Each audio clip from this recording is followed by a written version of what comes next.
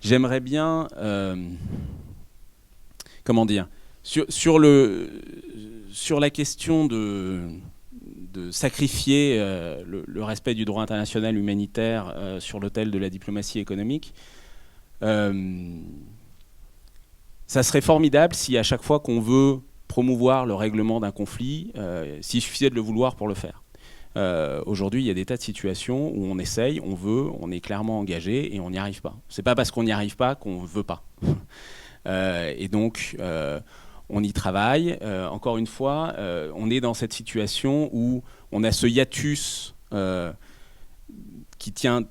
Pour trouver une solution politique, on a besoin de la volonté des partis. Aujourd'hui, elle est défaillante. Il faut la construire.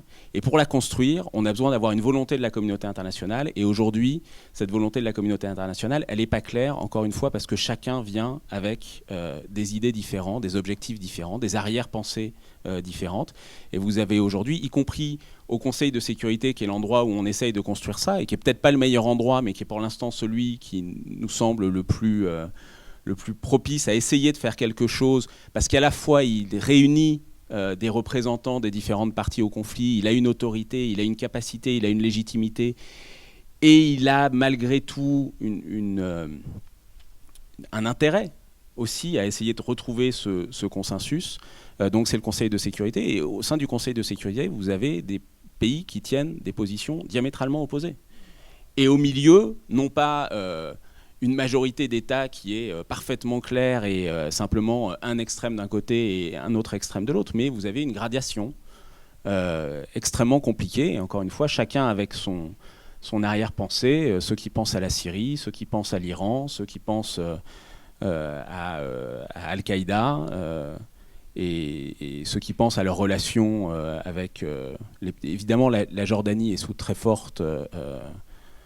pression des pays du Golfe, se cache pas du fait que le rôle qu'elle estime jouer au Conseil de sécurité en général est de se faire le relais du groupe arabe, et donc en l'occurrence le relais notamment de l'Arabie saoudite et des autres partenaires arabes membres de la coalition. Et les partenaires arabes membres de la coalition, c'est pas juste les pays de la région, les pays du Golfe, ça va bien au-delà, comme vous le savez, la coalition est très large, elle va jusqu'au Maroc. Au Sénégal. Absolument. Et de l'autre côté, vous avez la Russie qui tient aujourd'hui une position sur le règlement de la crise au Yémen, extrêmement différente de celle qu'elle tenait il y a 2 ans, qui était elle-même différente de celle qu'elle tenait il y a 4 ans, et qui est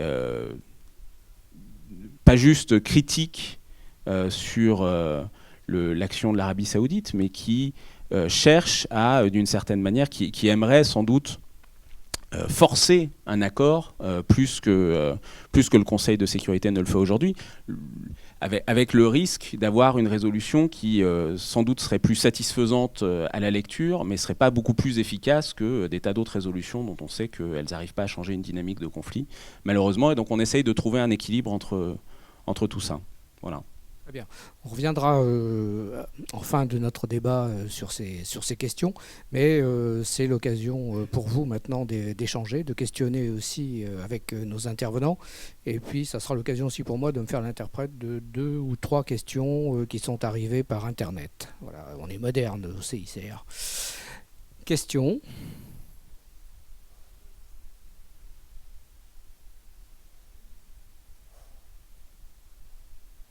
Monsieur, au premier rang. On va vous donner un micro pour que vous soyez audible sur Internet.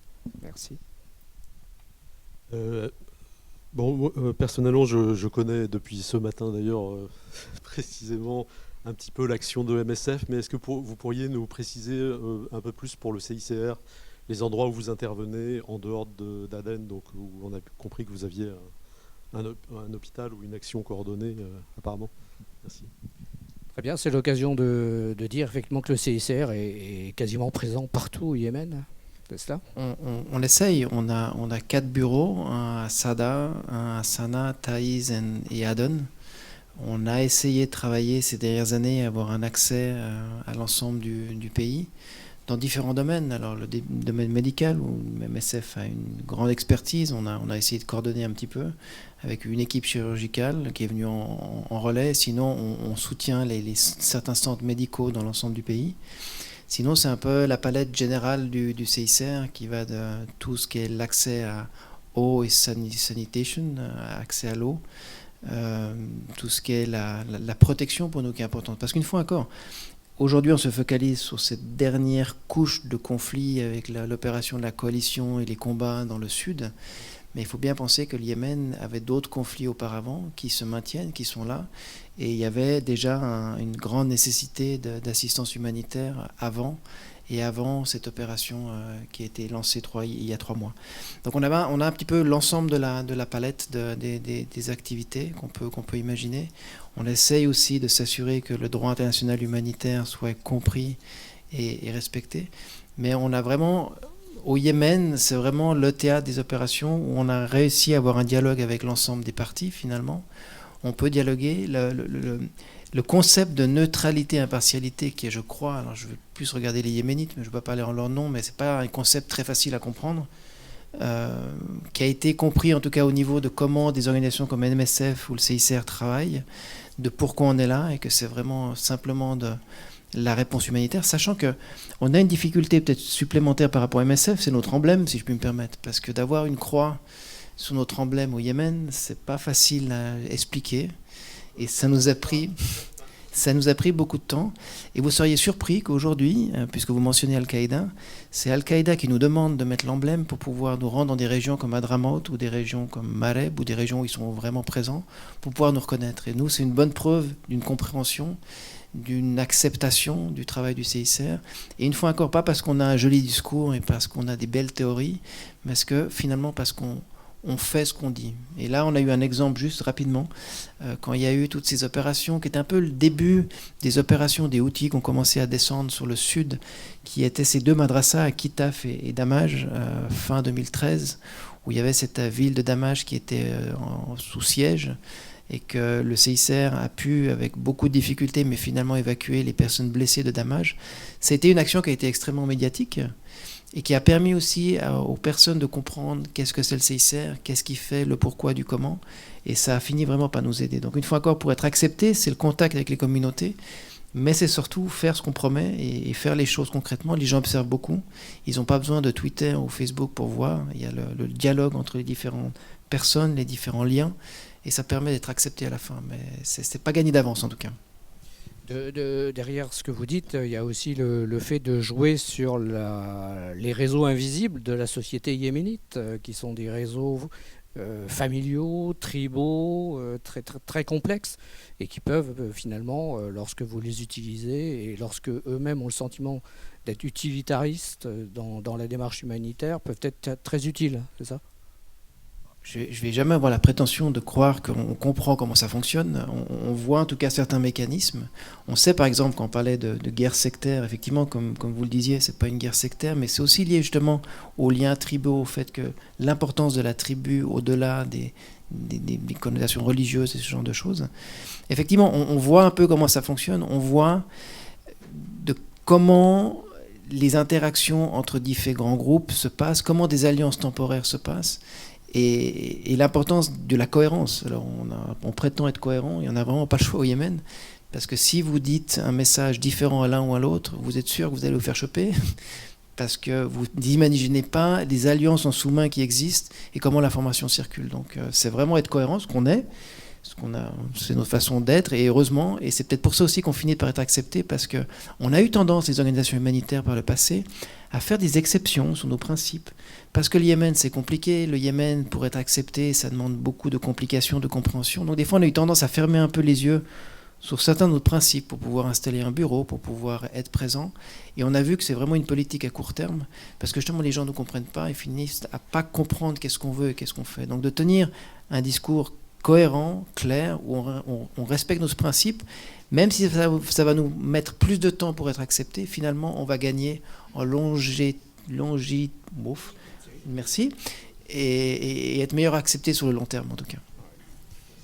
Marie-Hélène Ingres, Marie-Elisabeth, MSF au Yémen, en termes de process opérationnel, ça se rapproche un peu de ce que le CICR évoque. Oui, tout à fait. Et MSF devient proche du CICR. Hein, c'est un peu la seule manière de travailler au Yémen, en fait. Les Yéménites, en effet, regardent beaucoup ce que vous faites, comment vous travaillez. Et par exemple, nous, dans notre relation avec les Houthis, si on arrive à plutôt pas trop mal travailler avec les Houthis, même si j'ai dit qu'il y avait une détérioration en ce moment, c'est parce qu'ils savent ce que l'on a fait durant les guerres de Saada entre 2004 et 2010. Ils savent comment nous travaillons, ils savent quels sont nos principes, que nous y sommes un petit peu intransigeants parfois, voire un peu trop rigides, mais que nous n'y dérogeons pas. Ils savent que durant toute la période entre septembre dernier et ce conflit, on a apporté un soutien à différentes populations qui avaient un besoin humanitaire et qui n'étaient pas liés à une réponse politique. Donc ils savent que nous sommes impartiaux et neutres. Et ça revient énormément dans les discussions. C'est important, c'est une porte d'entrée avec eux. Ça ne veut pas dire que c'est suffisant. Ce n'est pas une protection à 100%. On est inquiet, par exemple, à Saada comme à Aden, que nos hôpitaux un jour ne soient pas respectés par les différents groupes en présence. Mais oui, de toute façon, c'est la base de travail pour nous en ce moment. C'est d'être en contact avec ces différents groupes, de les connaître, de les comprendre et qui comprennent nos principes.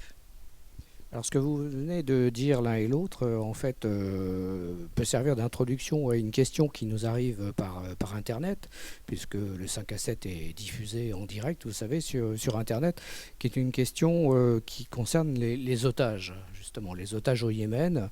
Bon, on connaît la problématique des otages au Yémen classique, séculaire, mais en même temps, ce conflit a évidemment, du fait de tous les acteurs présents sur le terrain, encore aggravé ce type d'opération. J'aimerais peut-être vous entendre là-dessus, vous pour le CICR et vous pour MSF, confrontés à cette question des otages. On évoque aussi évidemment plus précisément, mais c'est toujours délicat lorsqu'on parle d'otages, d'évoquer un cas particulier, le cas de Isabelle Prime, hein, une Française qui est actuellement otage au Yémen. Donc que pouvez-vous nous dire justement sur cette façon d'être confrontés, voire d'accompagner aussi des négociations sur cette question des otages ? Oui, c'est compliqué. Le Yémen, effectivement, est confronté à ce phénomène de kidnapping. On peut définir deux sortes de kidnapping. On va dire le kidnapping tribal, qui est on prend quelqu'un pour pouvoir négocier, pas avec l'organisation ou le pays à quel la personne appartient, mais pour négocier quelque chose avec le gouvernement ou une autorité locale pour pouvoir mettre un peu de pression. Et là, ça dépend alors souvent de la nationalité de la personne, de qu'est-ce qu'elle représente. Ou alors, ce qui est encore un peu plus inquiétant pour nous, c'est tout ce qui est le kidnapping économique ou politique, qui est un des gros risques qu'on a dans différents lieux. Et quelque part, le risque qu'on avait principal avant cette dernière opération, c'était essentiellement à Sanaa, où Sanaa était le lieu où il y avait ce risque, le risque le plus important. Le CICR, par rapport au kidnapping, on a été victime de kidnapping. En 2012, on a eu un Français qui a été kidnappé pendant 3 mois. On a réussi à obtenir sa libération. Et ça reste une sorte d'économie. On a entendu beaucoup de rumeurs. Nous, on ne participe pas aux négociations, donc je ne peux pas vous dire si elles sont confirmées ou pas, mais des montants importants qui ont été payés pour la libération de certains des otages occidentaux. Et il y a aussi des Yéménites. Il ne faut pas oublier que dans ces kidnappings, ça ne concerne pas que des Occidentaux. Et aujourd'hui, effectivement, il reste encore un certain nombre d'otages occidentaux, dont une Française, Isabelle Prime. Nous, en termes de CICR, alors oui, on a des contacts avec l'ensemble des parties. Donc, à un moment ou à un autre, ces questions-là sont abordées. Si on peut jouer un rôle purement humanitaire, à faciliter une solution humanitaire, on va essayer de le faire. On a eu un cas, par exemple, avec un ressortissant de Sierra Leone qui travaillait pour UNICEF, qui a été kidnappé pendant plus d'1 année. Et on a essayé de faciliter qu'il y ait des discussions qui puissent se faire pour qu'une solution humanitaire puisse être trouvée au plus vite. On est prêt à recevoir la personne si les ravisseurs veulent la remettre au CICR. Mais c'est vraiment faciliter un dialogue, mais sans participer d'aucune manière à une quelconque négociation.